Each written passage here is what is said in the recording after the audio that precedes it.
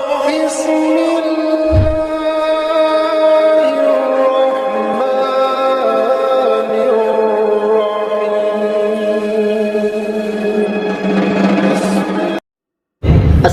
علیکم ورحمۃ اللہ وبرکاتہ۔ امید ہے کہ تمام ساتھی خیر و عافیت سے ہوں گے۔ دوستو، آپ جانتے ہیں کہ جھوٹ اگرچہ اس کی اصل حرام ہے مگر بعض حالات میں چند شرائط کے ساتھ جائز ہے۔ اس کا خلاصہ یہ ہے کہ بات چیت مقاصد تک حصول کا وسیلہ ہے، لہذا ہر وہ اچھا مقصد جس کا حصول بغیر جھوٹ کے ممکن ہو وہاں جھوٹ بولنا حرام ہے، اور اگر اس کا حصول بغیر جھوٹ کے ممکن نہ ہو تو وہاں جھوٹ بولنا جائز ہے۔ پھر اگر اس مقصد کا حاصل کرنا مباح ہے تو پھر جھوٹ بولنا بھی مباح کے درجے میں ہوگا، اور اگر اس کا حصول واجب ہے تو جھوٹ بولنا بھی واجب کے درجے میں ہوگا۔ چنانچہ ایک مسلمان کسی ایسے ظالم سے چھپ جائے جو اس کو قتل کرنا چاہتا ہے یا پھر اس کا مال چھیننا چاہتا ہے اور اس نے اپنا مال کہیں چھپا دیا، پھر ایک شخص سے اس کے بارے میں سوال کیا گیا کہ وہ شخص کہاں ہے یا وہ مال کہاں ہے، تو یہاں اس شخص کے لیے اور اس مال کو بچانے کے لیے جھوٹ بولنا واجب ہے۔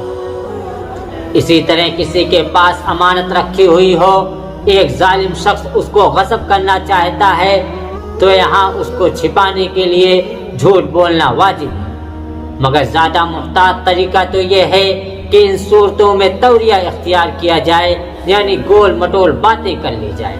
مگر اگر کوئی شخص تولیہ سے کام لیے بغیر صراحتاً جھوٹ بولتا ہے تو ان صورتوں میں حرام نہیں ہے۔ محترم دوستو، جھوٹ بولنے کی اجازت صرف 3 جگہوں میں ہے۔ حضرت اسماء بنت یزید رضی اللہ تعالی عنہا کہتی ہیں کہ اللہ کے رسول صلی اللہ علیہ وسلم نے فرمایا، جھوٹ بولنا جائز نہیں ہے مگر 3 موقعوں پر۔ ایک تو شوہر کا اپنی بیوی سے جھوٹ بولنا جس سے وہ خوش ہو جائے، دوسرے کفار سے جنگ کی حالت میں، تیسرے اس مقصد سے جھوٹ بولنا کہ لوگوں کے درمیان صلح و صفائی ہو جائے۔ اس حدیث کی تشریح اور وضاحت یہ ہے کہ اللہ کے نبی علیہ السلام نے ہمیں 3 موقعوں پر جھوٹ بولنے کی اجازت دی ہے، اس لیے ہمیں ان موقعوں میں جھوٹ بول کر فائدہ اٹھانا چاہیے۔ پہلا موقع جس میں جھوٹ بولنے کی اجازت ہے یہ ہے کہ بیوی اپنے شوہر کو خوش کرنے کے لیے اور شوہر اپنی بیوی کو خوش کرنے کے لیے جھوٹ بول سکتے ہیں۔ مقصد آپس میں محبت اور الفت کا بڑھانا ہے۔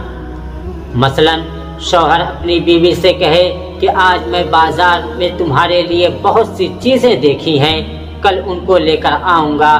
حالانکہ یہ خلاف واقعہ بات ہے، شوہر نے بیوی کے لیے کچھ نہیں دیکھا، بس صرف بیوی کو خوش کرنے کے لیے بات بنائی۔ اسی طرح عورت اپنے شوہر کو خوش کرنے کے لیے کہے کہ آج آپ کی عدم موجودگی میں نے بہت سے کام کیے ہیں، گھر کی صفائی کی، کچھ مہمان آئے تھے ان کی مہمان نوازی کی، نماز پڑھی، ذکر و اذکار کیا، وغیرہ وغیرہ۔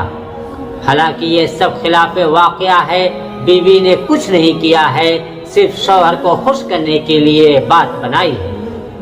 بہرحال شریعت مطہرہ میں اس طرح کا جھوٹ جائز ہے، بشرطے کہ بیوی کا مقصد اس میں صرف شوہر کو خوش کرنا ہو، نہ کہ شوہر کے دل میں گھر کے دوسرے افراد کے لیے نفرت پیدا کرنا ہو۔ اگر بیوی کی یہ باتیں شوہر کے دل میں اپنے لیے محبت پیدا کرنا اور دوسرے کے لیے نفرت پیدا کرنے کا سبب بنتی ہیں تو پھر یہ جھوٹ بولنا جائز نہیں ہے۔ دوسرا موقع جس میں جھوٹ بولنے کی اجازت ہے، جنگ کی حالت میں جھوٹ بولنا جائز ہے۔